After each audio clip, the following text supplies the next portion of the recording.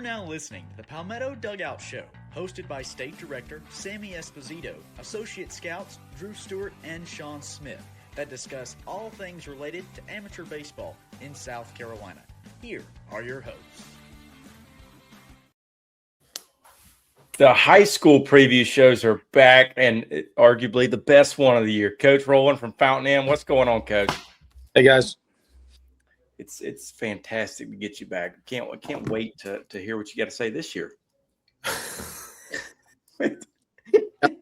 Yeah. We couldn't get Cole West on. He's watching live though. Cole, if you chime in, you can. Coachy, we'll start it off here. Last year, very productive last year. Talk about the journey as well as some guys you lost. Third year at the varsity program, ended up 25-7. Won our first region championship, which is really cool to get some of those firsts out the way. Got to open up our season with you guys in Charleston, which was a lot of fun, and got to see some good baseball and learn a lot about our guys and get our butt kicked by Oceanside in the championship. So that was, a lesson for us. And then we got to come home and play in our own tournament, the Fountain Inn Classic, which we won't do this year just because our schedule kind of got jumbled with the region play when we get back from Charleston. But we won that and had a good season, productive throughout the regular season. We're able to get our first school number one ranking in our school's history. And obviously it doesn't really matter what you ranked in March because we ended up 7th after May. But it was neat. It was neat to kind of get that, recognition for how hard the kids worked and how well they were playing. And got into a district with Hilton Head, Lancaster, and Greer, and had Hilton Head come to us, which that was a lot of travel for them over, a week. I think they traveled from Hilton Head to the Greenville area 4 times. And so, a lot of credit to them for getting on the bus, and had a really long game with Greer in the winners bracket where I think I was fired and resigned like 7 times during that because we had winning run on third, less than 2 outs, base loaded, no outs with the winning run on third 3 times and didn't score a run. Just some really good base running there. If you wanted to learn a base, that was the perfect night to view it. I think we had Dell Nelson behind the plate. He kept looking at our dugout, just shooting daggers at me. But my first thought was always to point my finger at the third base coach, which was Cole, because, any field making mistakes, we're going to blame the third base coach. But we won that game 12 innings and got Hilton Head again in the district championship, and we were able to win that one. And then got to the upper state semis with Daniel, who we had played twice during the regular season. So we had some familiarity there with them. We had split with them in the regular season. And so it was going to be a really, really tough series. And we felt good at our place going into that game with Daniel in the upper state semis. We were 16-0 at home. And so we thought we had a chance, and we beat them 8-6 at our place. And then they took it 8-6 at theirs. And then we played game 3 with wind blowing about 40 mile an hour out. And if you've been to our park, any wind blowing towards the fence is a really good sign for offensive teams and a bad sign for pitchers. And you wouldn't have thought it, but we're in the 6th inning in a 2-2 game, and we think we've got a shot, and then we blink, and they hit like 9 home runs, and it was a blowout. But we fought in that season. We lost a lot as well. It was our first graduated class, and we're going to try and replace our 2, 3, and 4 in our lineup. And that was, Lucas batted second for us. He was an amazing player. He's at Concord. And then we had Miles in our 3-hole and Joel in our 4-hole, who were, all 3 guys were staples for us. And, we lost another lineup guy in Nick, who batted 7th for us. And so trying to replace some very productive guys. And usually you have that every year, and we were fortunate to not have it for a while. And so this is the first time for me in a minute where we had to say goodbye and try and replace that bats. And so a lot of fun. And I was reminded a lot throughout the year from Cole and some of our other coaches, don't let the stress get in the way of enjoying a fun run with a great team, because you don't know how often you're going to get those opportunities. And so definitely fortunate to be a part of, a great team, and fortunate to be a part of a special group that came back. Now, you talked about replacing some guys for the first time in a while, but let's talk about, before you talk about replacing some guys, some returners, some guys that are coming back that you're looking to lean on to help this year's team kind of take that next step. Yeah, we'll have several 4-year starter type guys in our lineup this year, which I think is very beneficial in high school sports. We're returning 5 all-region guys, 1 all-state guy, and the region pitcher of the year, which gives us some confidence. Braden Passmore is the first name I think that I've brought up in the 3 years I've done this, and he has been someone who has flown under the radar, I think, for a lot of guys in high school sports. But when it comes to pitchability, he is special. He is, checks every box, and he has progressed from his time as a freshman.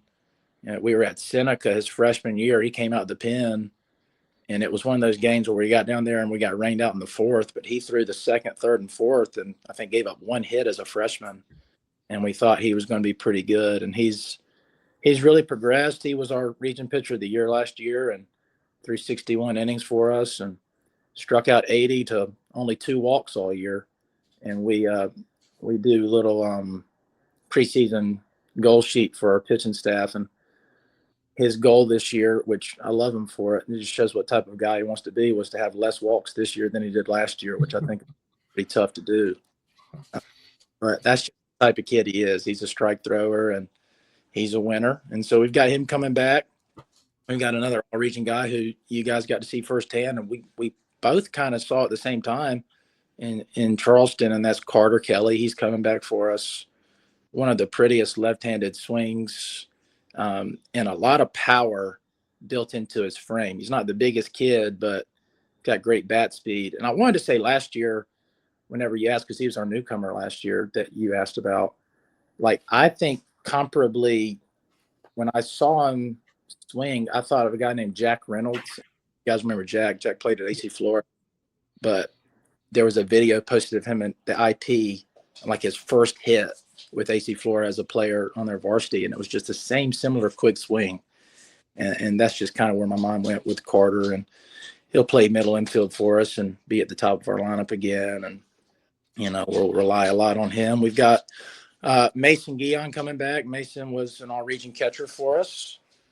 He split a lot of time last year behind the plate, and so at bat-wise, he didn't have the 100 at bats or 100 plate appearances like a lot of guys. He was right in that 65, 70 range, but he's going to be an everyday guy for us this year behind the plate. He's done such a great job growing physically. He's a big kid. 6'2", 215, just looks like a player. And so he's going to be great. I think we'll have a good pitching staff this year, but pitching staff's only as good as the guy behind the plate receiving them. And so we're excited to have him back.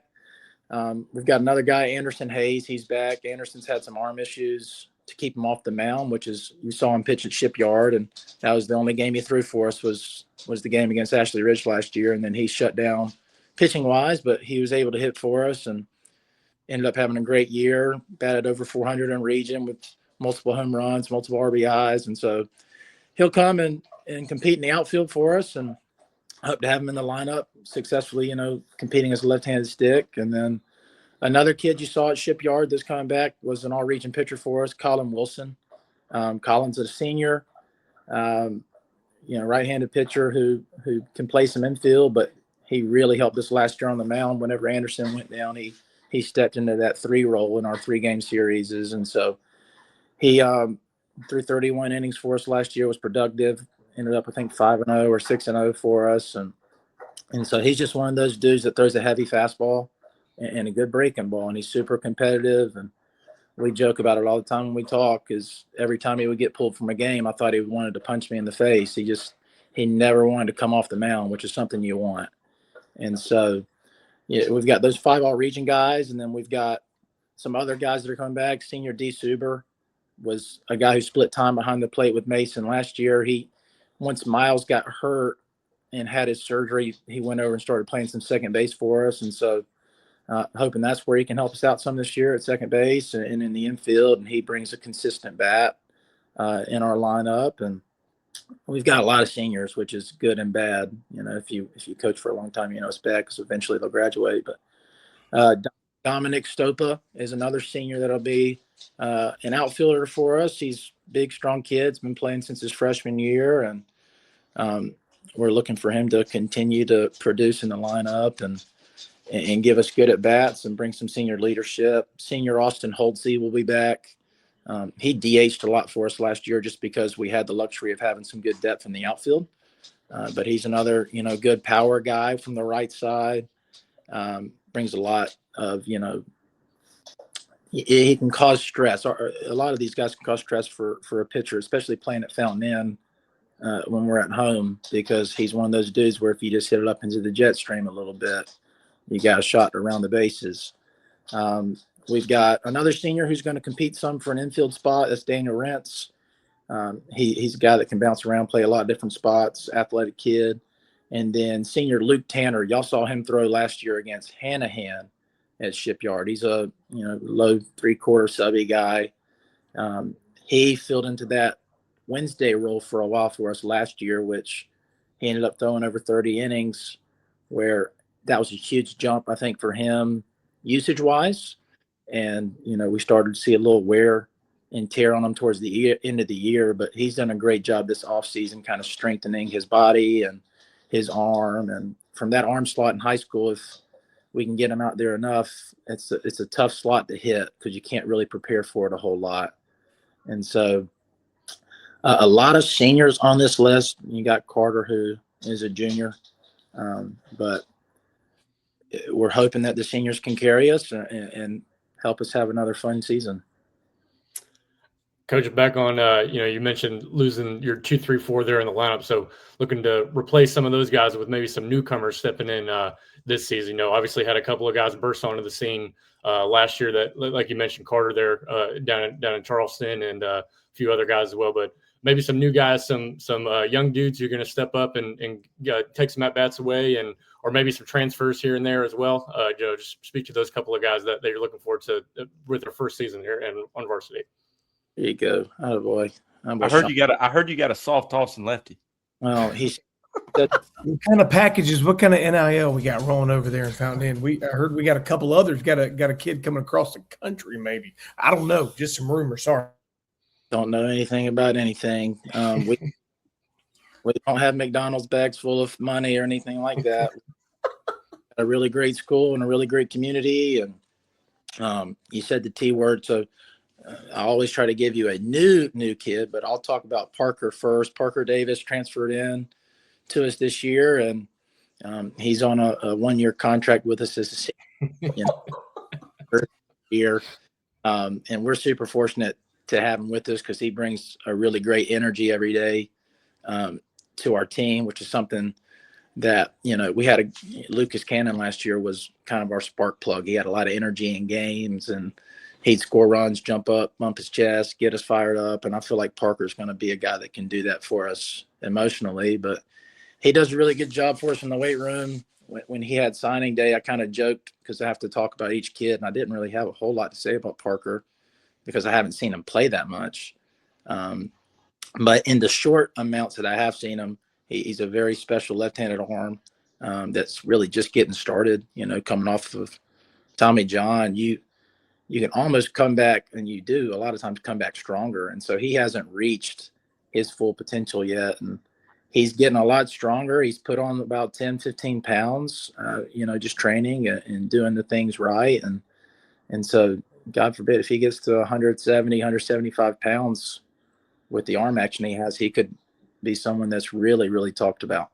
But we're excited to have him, and I hope he can do more than just pitch. We need him to come swing it a little bit too for us, which we feel like he's going to be able to compete and do those things and be a good leader for us and continue to mature as a player and as a person. And so have him with us now as a part of the Fury, and excited to see him, for a full season get to compete healthy, right? He hasn't been healthy on the mound in a while from what I've been told and from what I've seen. And so I'm excited to see him really stake his claim in 4A for us as a great arm. Completely new kids, and he's not as much new. He got thrown into the fire last year, game 4 in Ship. Started him against Oceanside, and he was a freshman. It's Cole Dawkins. In Greenville, it's kind of tough because we don't get middle schoolers with us. The first time we really see these kids is when they step on campus as freshmen. So Cole played DP league with us, but that year he played DP as a freshman. I was coaching football, so I didn't really see much of it. And so he came, and we knew he was, a good-looking freshman with a strong arm. He threw a bullpen for us during his tryout, where our whole staff ended up walking in and watching it. And metrically, it's nothing great, nothing like, wow, this is amazing. He was like 80, 81 in his pen, but he's a freshman, and we haven't seen that a whole lot out of freshmen. He had a good tight breaking ball. He had a good sense of himself on the mound. And so got done with it. And we're like, yeah, we're going to bring him to Charleston just as an extra arm. And so he came with us. And I remember we were getting off the bus after game 3, and I was talking to a couple of our seniors when we were getting off. And I said, what are your thoughts on us starting Dawkins in the championship? And they were all for it. We felt like he's a special arm in the making, and he went out there, and I think he got out of the first inning against Oceanside, but he walked a few guys, and it was a big moment for him, but ended up getting to bounce up and down a little bit with our JV, and had a really good offensive season on JV. He pitched really well on JV, got another outing for us. I think he came in and threw against Blue Ridge that next week, kind of get back on track. But he's a big kid. He's a mid-80s arm as a sophomore. That I think will be the next big arm for us. We're looking for him to kind of fill some innings this year to replace an arm like Joel, who threw so much for us last year. And so Dawkins is a guy who's got a shot to be in our 3-man rotation as a starter. He's got a chance to play some infield for us because he's a big, strong kid that can swing. And he just does things the right way. He's really well respected as an underclassman by our upperclassmen, which is something you look for, somebody that your teammates really enjoy being around. And so excited for him. That's a name that you guys will know and you'll get more familiar with because he'll get a start at Shipyard as long as he's healthy. And I expect him to be a lot better than he was last time he was in Charleston for us. And so, and then we got one more name I'll mention that he's just done a really good job for us in the weight room. He's coming up from our JV. It's Justin Blocker.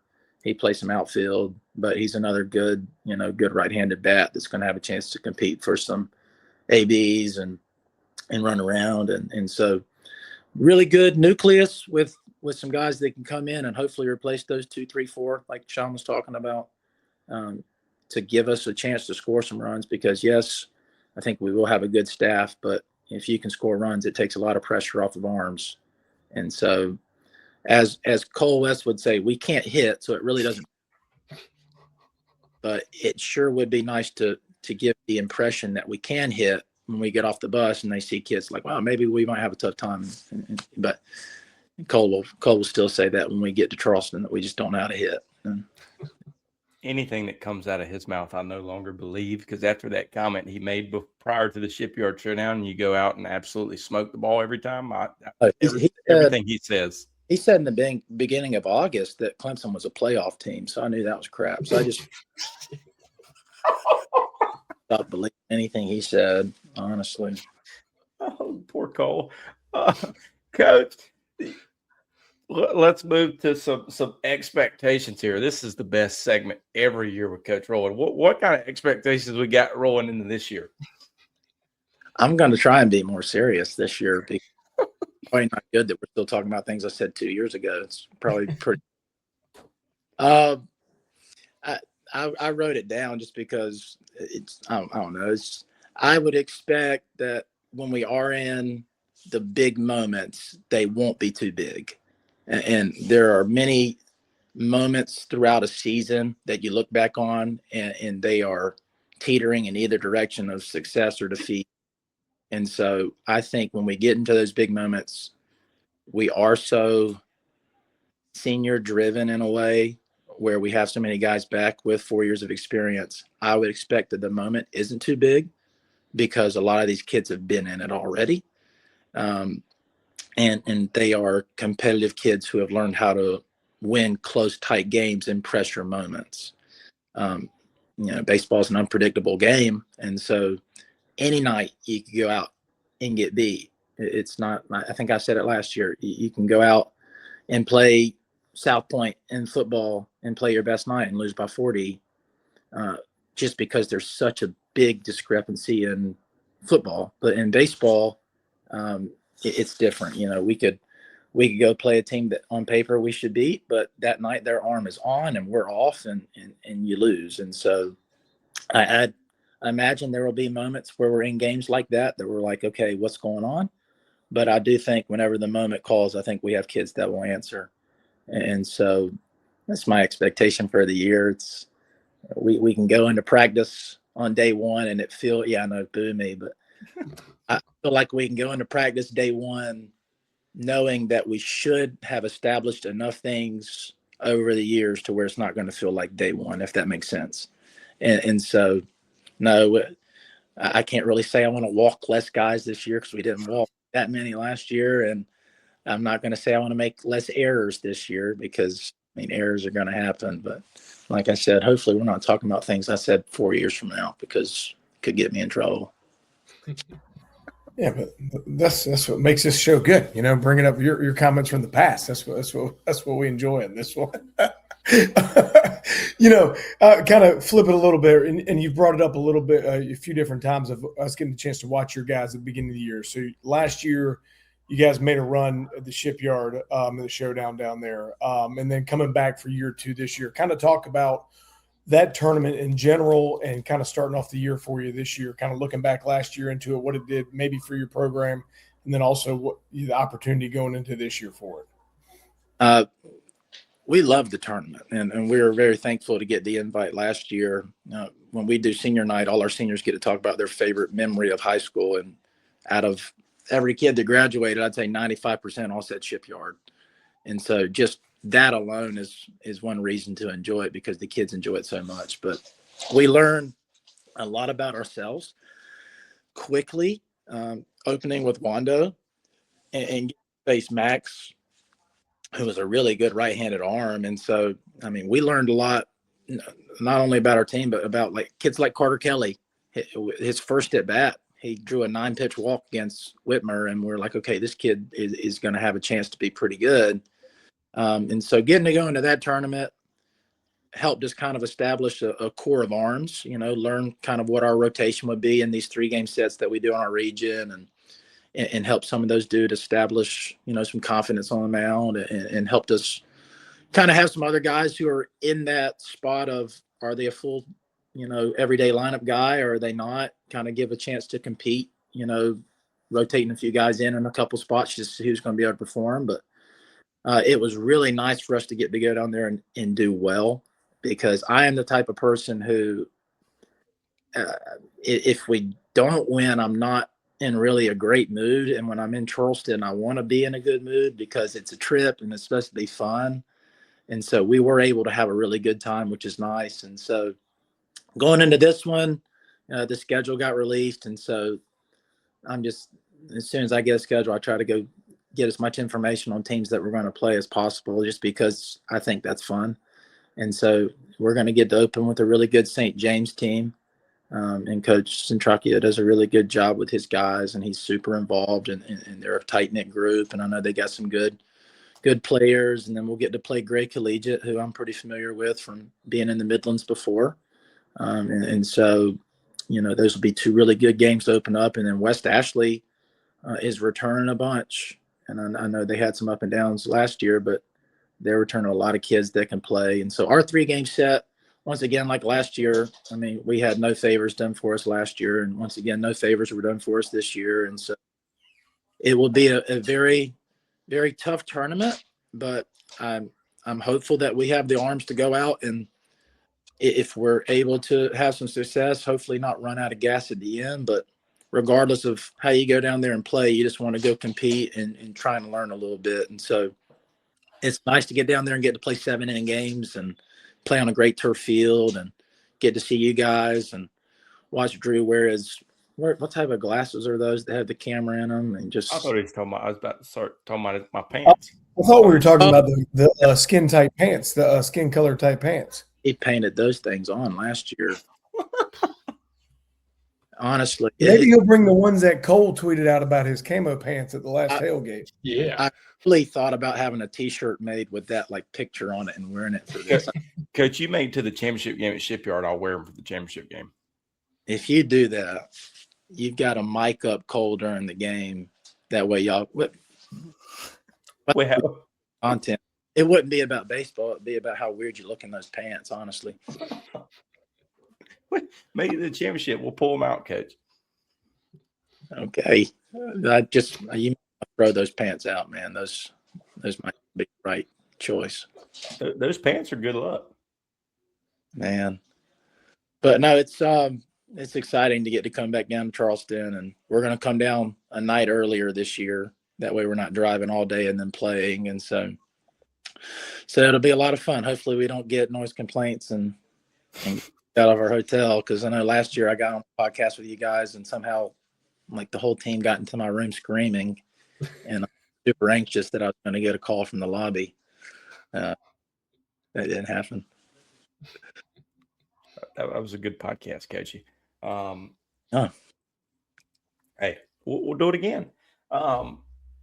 Coachy, we appreciate you hopping on. I know we're excited to see you guys very early this year, and see how you progress from last year. And I think we're going to, I don't know about these guys. I'm going to have a bold pick when we come pick 'em show, but we'll see when we get there. He says no. Yeah, you don't want that. No, you don't have to rank us, man. We shouldn't do rankings until the end of the year anyways. You sound like a college football guy. I was gonna say, Play off one God. ranking. You sound like that guy. Hey, college football, do you think it's beneficial to rank teams in the preseason? Yes, why not? Because then Let's what see are, what he's what are saying. fans going to talk about? What are fans going to talk about if you don't rank anybody? What are we going to talk about if we don't rank people? All right. Is it 12 or 16 teams in the playoff? How many should be in the playoff? 4. 16. 2. We'll go old school 2. There you go. Should we get rid of the panel? We should go back to the computer. Let ChatGPT tell us the best. Yeah, That's what we're doing Sean, this type it year. in there. That's how we're doing our Power 25 this year. We're just going to type it in. Put in all the metrics and let ChatGPT make it. Yes.